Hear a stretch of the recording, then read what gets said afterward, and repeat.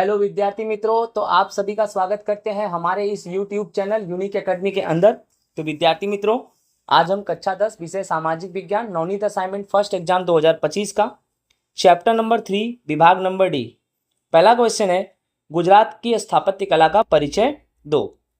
तो गुजरात के स्थापत्य कला के परिचय में आंसर है, गुजरात के शिल्प स्थापत्य में विविध धर्म के मंदिर, मस्जिद, बौद्ध धर्म के विहार, मठ, स्तूप, चैत्य, गुफा, मंदिर, जैन धर्म के देरासर है।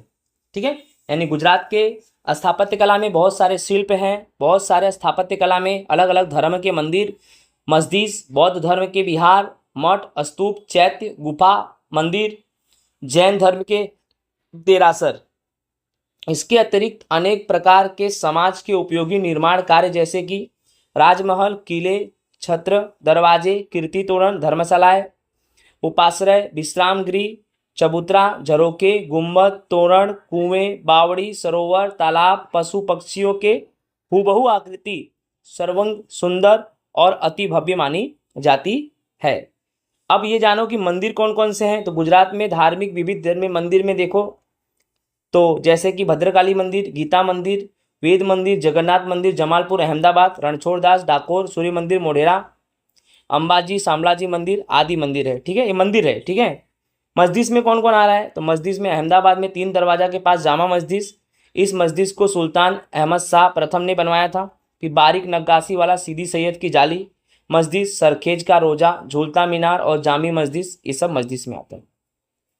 जैन देरासर, जैन मंदिर में हटी सिंह का जैन देरासर, फिर कुंभियारे जी का शंखेश्वर, सिद्धगिरी, शत्रुंजयगिरी, पालीताना, ये सब आते हैं। और गुजरात की बावड़ी है, बावड़ी में अडालज की बावड़ी, दादा हरी की बावड़ी, ठीक है, अहमदाबाद में है। राण की बावड़ी पाटड़ में है। डभोई की बावड़ी डभोई में है। ये सब है। ठीक है विद्यार्थी मित्रों, तो इस तरह से हमारा ये क्वेश्चन नंबर 1 होता है पूरा गुजरात की स्थापत्य कला में। यही सब मंदिर, मस्जिद, चैत्य, विहार, ये सब के नाम देने। ठीक है, राइट। क्वेश्चन नंबर 2 देखते हैं, गुजरात की गुफा के बारे में समझाना है। तो गुजरात की निम्नलिखित गुफाएं हैं। जैसे पहला नंबर जूनागढ़ की गुफाएं। ठीक है, अब जूनागढ़ में 3 समूह में गुफाएं हैं, एक बाबा प्यारा, एक ऊपरकोट और एक खापड़ा कोड़िया। ठीक है, बाबा प्यारा में है यह गुफा, बाबा प्यारा के मठ के पास आई हुई है। ये गुफाएं 3 क्रम में और लगभग समकोण में जुड़ी हुई हैं। पहले क्रम में 4 गुफाएं, दूसरे क्रम में 7 और तीसरे क्रम में 5 गुफाएं, कुल 16 गुफाएं। ऊपरकोट में ये गुफाएं 2 मंजिले में है, नीचे ऊपर की जीना वाली सीढ़ी थी। खापरा कोड़िया में ये गुफाएं मंजिलों वाली होगी, ऐसा प्राप्त अवशेषों से पता चलता है। इन गुफाओं में कुल कितने स्तंभ हैं, 20 स्तंभ। उसके बाद खम्बालीड़ा गुफा राजकोट से 70 किलोमीटर दूर भावनगर जिले में 1959 में ये गुफाएं प्राप्त हुई थी। ठीक है विद्यार्थी मित्र, तलाजा की गुफा शत्रुंजय नदी के मुख के पास भावनगर जिले के तलाजा पर्वत पर यह आया हुआ है। ठीक है, साणा की गुफा गिर सोमनाथ जिले के, राइट ना, उना नदी पर साड़ाना पर्वत पर ये गुफाएं आई हुई हैं। साड़ा पर्वत पर मधुड़ा की तरह ये कुल 62 गुफाएं हैं। ढाक गुफा राजकोट जिले में उपलेटा तालुका के ढाक गांव में ढंकागिरी में आया हुआ है। झिंझरू झर, तो ढाक के पश्चिम में 7 किलोमीटर के अंतर पर सिद्धसर के पास में झिंझुरी सर घाटी के कुछ एरियो में ये बौद्ध गुफा आए हुए हैं। फिर कच्छ की खापरा कोड़िया की गुफा, तो कच्छ के लखतर तालुका में जूना, राइट, पाटगढ़ के पास पर्वत में ये गुफाएं आई हुई हैं।